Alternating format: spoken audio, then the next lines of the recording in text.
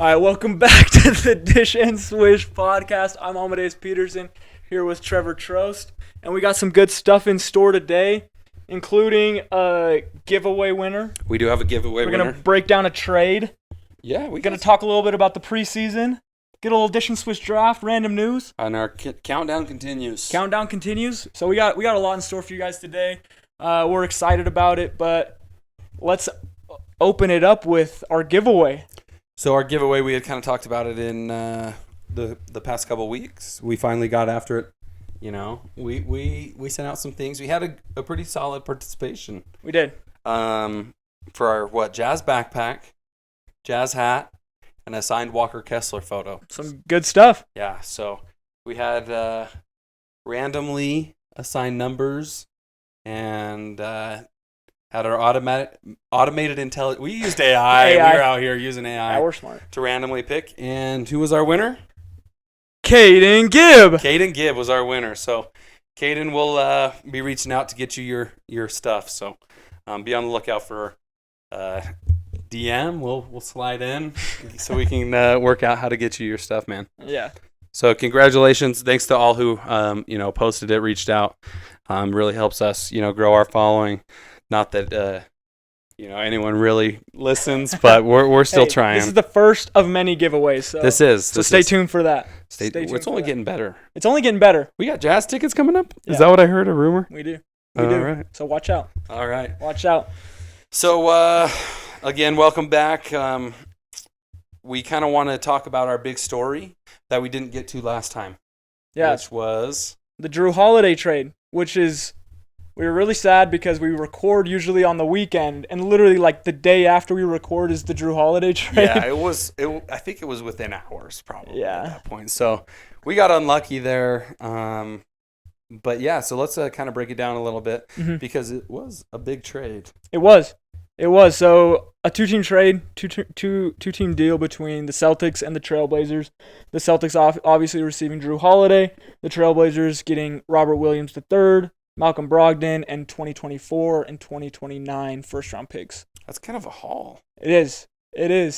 Robert Williams is nice. So I guess if you think about it, like just think of everything that they've got from the Dame trade. So I gave them like a B because I said it wasn't over. Uh-huh. That slots them into A. Like that is like. No, I agree. And I read that they were gonna maybe recoup even Malcolm Brogdon for more picks or players. Yeah, I think they talked about it, but I think he'll stay. You think so? I think he'll stay. I think he's a good veteran to maybe teach some of the younger core, the backcourt out there, help them out. Man, they got some first round picks. They got Robert Williams III is nice.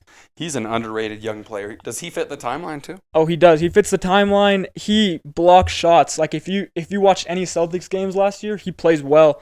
And like in some of those big Celtics postseason runs that we've seen, he's been a big part of them. But lots of people maybe don't know about him, but he's a great player. So how does this affect the Celtics? Obviously they lost, we're going to get into it a little bit. Mm-hmm.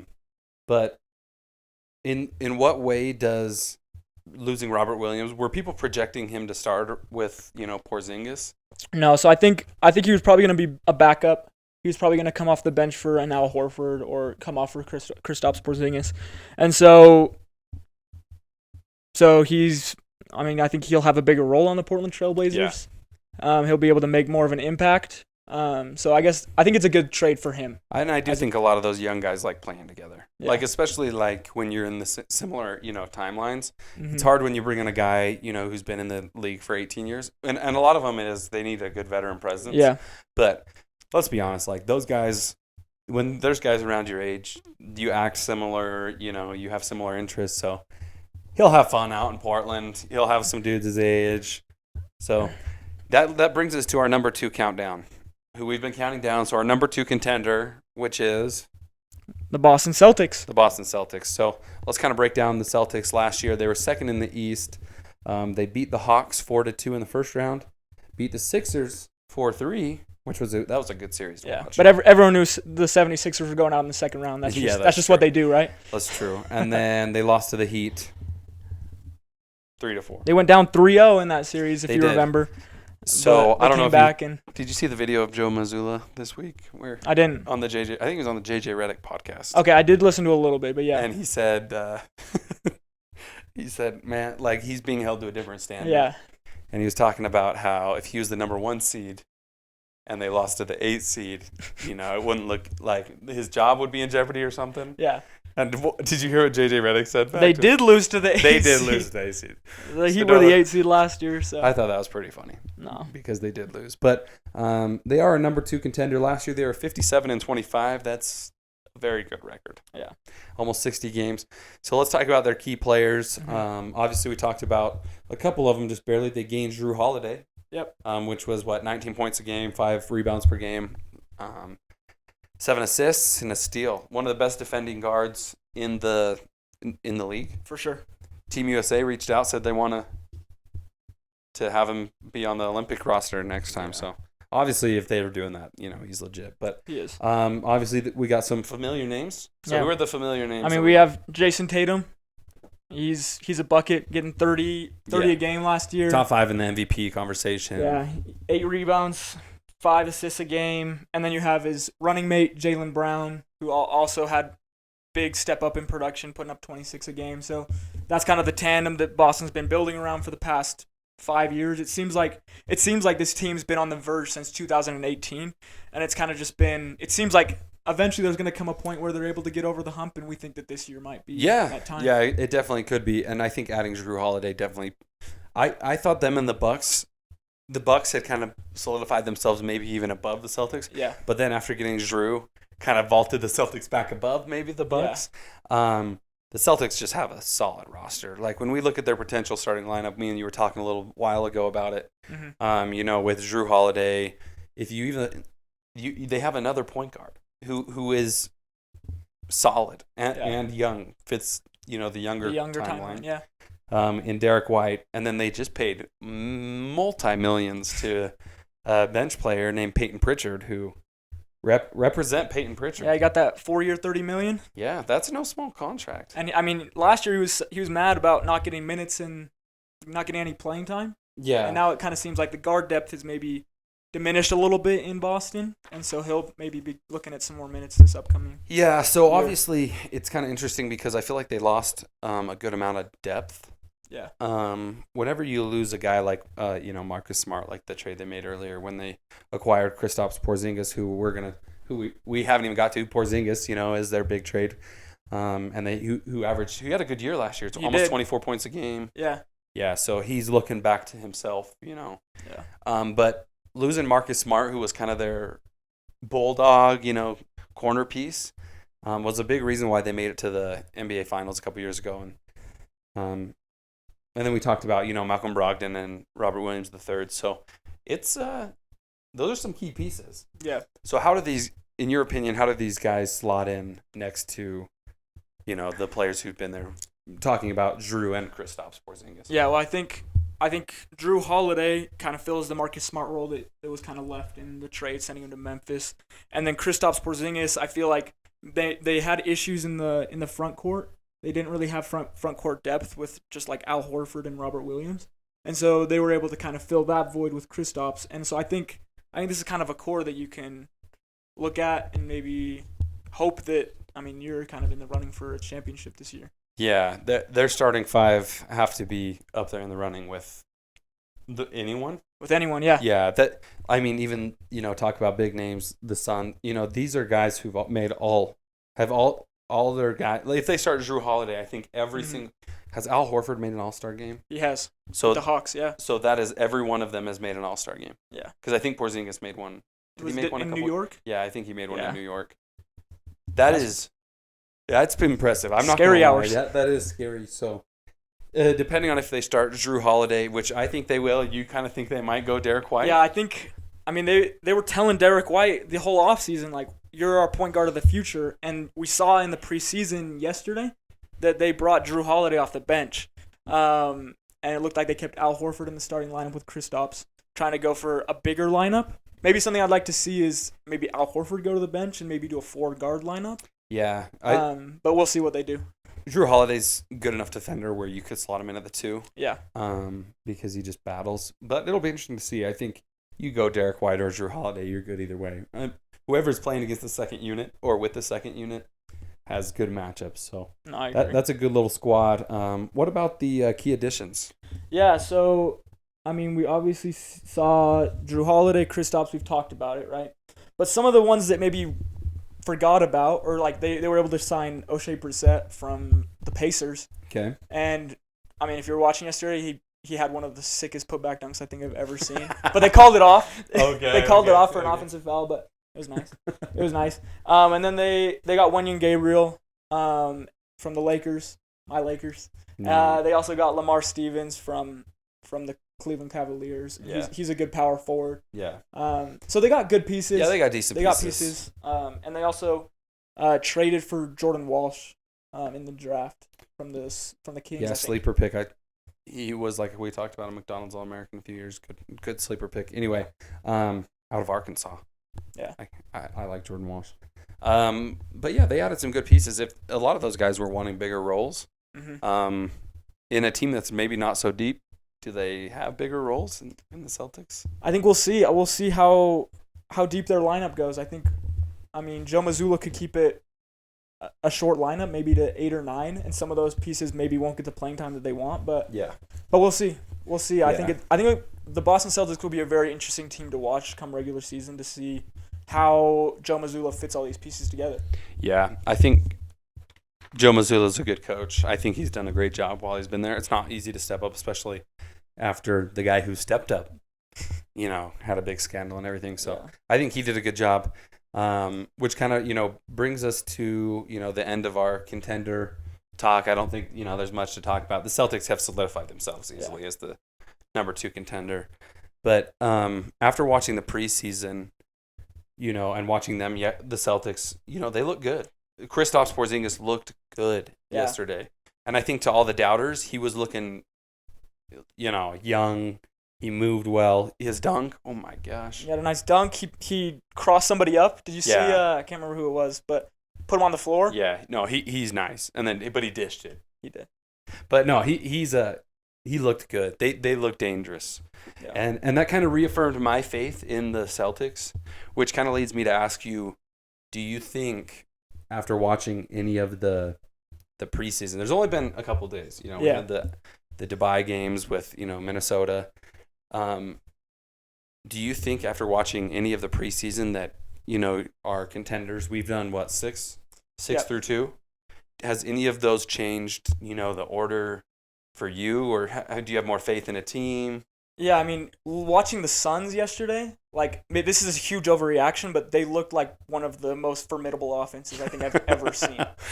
It's just the preseason, so it obviously is an overreaction, but just watching 3 of the best one-on-one players, what they can do with the ball, it just kind of seemed like they kind of had a good give and take where, Bradley Beal started it off, and D-Book, and then KD, and it's like, it just kept coming. And they put up 46 in the first quarter or something crazy. Yeah, so someone made a highlight compilation of their first quarter. And I was watching this, and it's funny because it's like, it wasn't like, oh, Durant hits 5 in a row, or Booker hits 5, or Beal. It was, guess what? Beal's going to go, guess what? Bang, hits one in your eye. All right, guess what? Swing over to Booker. Booker's turn, bang, bang, bang, bang, in your eye. Oh, guess what? Durant hasn't hit one. What in the world are you? 46 and a quarter. Yeah. I watched that yesterday or the other day, and I was like, oh boy, you don't get any breaks if you're the defense. There's no off ball defense on that. Yeah. You have 3 all NBA players that could make all NBA teams. Yep. In the same starting unit. Yes. That's just ridiculous. It looks a little overpowered right now. That is just not. It's not right. And they were definitely probably them and the Celtics are right where we think they belong. Yeah, they're right at the top. They reaffirmed faith. Let's just say that in the Suns. Yeah. If you were a Suns fan, you were very surprised. And Grayson Allen had 18 points too. He looked good too. Yeah. So that's a squad right there. And we haven't the Bucks played, but they didn't play Dame or Giannis. Yeah. And so the teams that have played their stars, I feel like we've been able to get maybe a little bit of a taste of what they'll be like. But I mean, some teams the Lakers, didn't really play their stars. I'm gonna be honest. I kind of have a team that I was surprised by. That Who? maybe I think could jump up. All right, who are you thinking, huh? As everyone knows, I'm a big Jazz fan. I think you're a Jazz fan too. I like the Jazz. Yeah, I'm wearing my Jazz hat. Hey, yo. And they're playing in the Hawaii games last night. Mm-hmm. I watched the whole game. I watched bits and pieces of every other game. I watched quarters and stuff of every other game.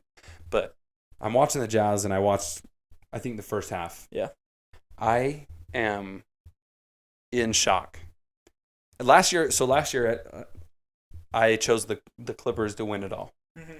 And the Jazz were playing the Clippers in Honolulu. And, oh my goodness. I think we forget Paul George and Kawhi are two of the best defenders in the league. Yeah. They were, and again, it's the Jazz, so, it's not saying much, but Lauri Markkanen's an all-star, and this dude was getting pickpocketed.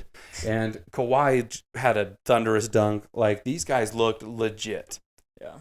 And maybe they could have, in my opinion, they could have moved into maybe a contender. It's just the problem is they've let me down so many times. Yeah. It's like you watch them and you see bits of how good they can really be, but it's can you put that together for a full season without injuries and make it to the postseason and be all right. No, I agree 100%. I just think if we talk about contenders and straight all-star power, those two together, man, if there's any doubt that those guys are legit some of the best players in the NBA. Yeah. Paul George he's 6'9", and his ball handling is just so prototype of what you want in a. He's one of the smoothest players I've ever watched play. He was crossover tween behind the back. I'm like, oh my goodness, that is just smooth. So they're a legit team. The Clippers are legit, but can they put it together? Westbrook didn't play. They had a few more guys. Bones Highland played well last night in their game. And apparently James Harden could still go to the Clippers. Yeah, if James Harden goes, I'm out. They're not winning crap. I'm sorry. If James Harden goes over there, they already have one dude who is crazy in Russell Westbrook. So, but no, I think it's just interesting because we see all these star power teams, but then we tend to forget the ones that have kind of been there for a while. Yeah. So the Clippers, I was kind of surprised. I don't know if they jumped, the Kings or anyone, but I was. It might be an overreaction as well, but I was surprised with how well they did. We'll see. We'll so that brings us to the end of our contenders, our preseason overreactions. Hey, you gotta have them. That takes us to our favorite segment, the random news segment. And this week in random news, we got DeJohn Clayton, who is going to play his 8th season of D1 basketball. So DeJohn Clayton started his career with Coppin State in 2016. So when we were in high school, this man was already playing D1 basketball. And he played there. He played 6 games. He got a medical red shirt. And then he transferred to Hartford. Played there for 2 games. Another medical red shirt. He got his COVID season.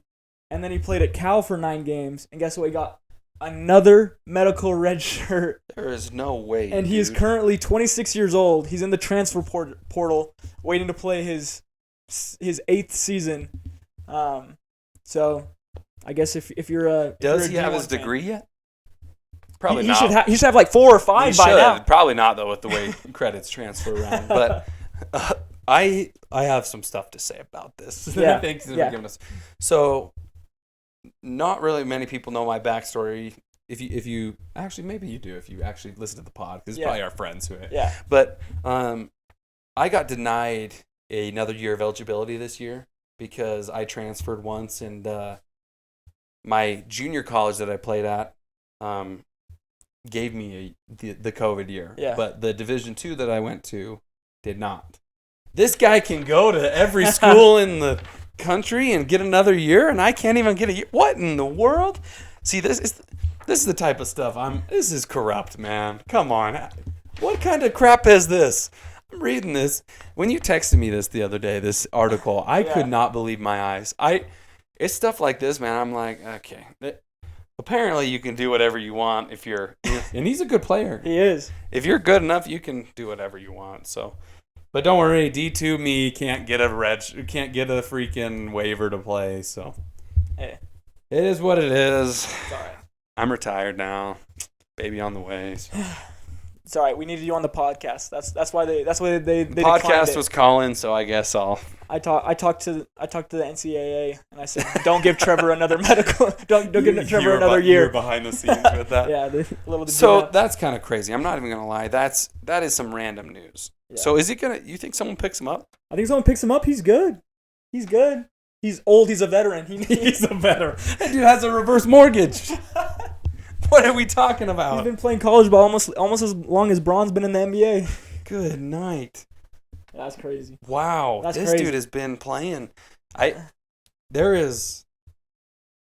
was like almost freaking 8 years old when some of these kids were playing.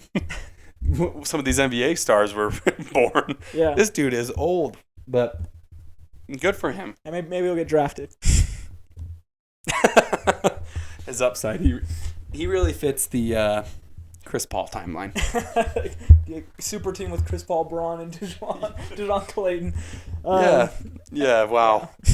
So that brings us to the end of our random news. Yeah, and leads us in. Speaking of drafts, it leads us to the Dish and Swish draft. And today, it's Trevor's turn. It was me last time. I'm done. All right. I'm done. And so I guess we've been talking a lot about the Celtics today with the Jrue Holiday trade, and we broke down our number 2 contender as the Celtics. Okay. And so we want to know, Trevor, who are your top 5 Celtics of all time? That's tough. There's some good Celtics out there. Well, there are. All right, I'm gonna go spitfire here for you. Okay. I'm gonna go rapid fire. Okay, let's see it. I mean, we could go into accolades, but I kind of want to do this fast, just to start whipping them out. Number 5, Paul Pierce. Okay. The truth. Number 4, John Havlicek. Number 3, Robert McHale. Okay. Number 2, oh man, these two. The problem with the best two, everyone knows who they are. I'm gonna have to go. This is Bill Russell is number 2. Okay. And number 1, the late great Larry Legend, Larry Bird. Now the reason why I did that is if you look at accolades, Bill Russell probably has. I mean, yeah, he has 11 rings. Yes, 11 rings. That's crazy. But man, if we're talking about this guy, Larry Legend, what he put them on the map, dude. This dude was everywhere. He's a top 10 player of all time, easily. And anyone could debate me on that. Go watch his highlights. This dude wasn't playing against bums. This dude was playing against some of the best the league has ever seen, and he was toying with dudes. Yeah. Playing with his left hand. I'm saving my right hand for the Lakers. Wow, that's a bold statement right there. And he had 30 or 40? Yeah. This dude is just cold. Like, he's cold-hearted. He was on the court just killing dudes. So, if there is a player that deserves number 1, it's Larry Bird. And I don't think that's very debatable for me. I mean, it could be debatable, but that's not super controversial. Yeah. Some people might say Bill Russell's number 1, but according to Trevor Trost. Well, there's my random spitfire for you. You know, I kind of like to throw a little wrinkle in things sometimes, man. But There you have it. there you have it, man. Top 5 Celtics of all time by Yeah. Trevor Trost. There it is. If you want to come debate me about Larry Bird, let's just go sit down on YouTube. He has like a 30-minute highlight tape. I've watched it. Wow. Yeah. Which one of y'all coming in second? This dude is. He was probably number 1 trash talker. Yeah. But you Have could you also heard put him up about there. the way that the dudes who played against him talk about him? I listened to a podcast the other day. I can't remember who it was talking about him, but maybe it was like Isaiah Thomas. Yeah. And they were talking about how he just like had this mentality that was like, there's no one that's better than him. And it seemed like most of the time he was right. Yes, he was. So Yeah. he really, it was kind of crazy because there was to get into it back then, which we weren't, lucky enough to be able to see it, but there was the Showtime Lakers, which we've talked about with Magic, and that was all, fame, Hollywood, making, and then there was the Celtics who were, Larry Bird's out of Indiana, out of a little town in Indiana. Yeah. Like, this dude is just, man, talk about freaking putting it down, man. This guy is it was drastic opposites, but they made the NBA have so much more exposure because they created this, rivalry that still kind of exists today. It does. Yeah. And it's kind of cool to see because whenever you talk about, Celtics Lakers, they always go back to the Magic Larry Bird rivalry days. Mm-hmm. So it's really exciting because it still exists. It does. So there you go, top 5 Celtics. I can ramble on about different things all the time, but I kind of, before we want to get out of here, want to see your input on what to look forward to because NBA. What do we got? How long do we got? We got 2 weeks because 2 weeks. Is our number 2 counting down? So I just want to see 2 weeks away. What do we have to look forward to? Like we've seen some things in the preseason. What do we have to look forward to? Kind of big stories to watch here.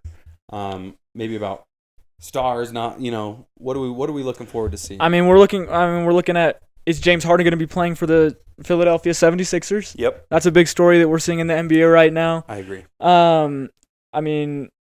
We also see, also on the 76ers, is Joel Embiid going to play on the Olympic team? Yeah. He said he'll play for the Team USA, but is he going to play? Mm-hmm. And then also here on the Dish and Switch podcast, we're going to be doing our way too early season awards. We're going to talk about MVP, Defensive Player of the Year, Coach of the Year, Sixth Man. I'm excited for that segment.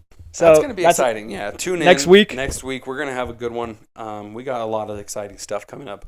We got some big storylines to follow. How are Giannis and Dame going to play together? Yeah. Our number 1 contender next week. We got a big week find out next week, man. We got our random news. We're always at it, and to be honest, if you are a listener and you find random news that you think is worthy, send it our way. Send it our way. Shoot us in the DMs. We're always, me and Amadeus are always sending each other random news to see if it's good enough, and we find some good stuff, but some of it doesn't make it. But if you find something, because we're not always able to see everything, we're busy guys. So yeah, hit us up. But this is the Dish and Switch podcast. I'm Trevor Trails here with Amadeus Peterson, and we'll catch you guys next week. Have a great week.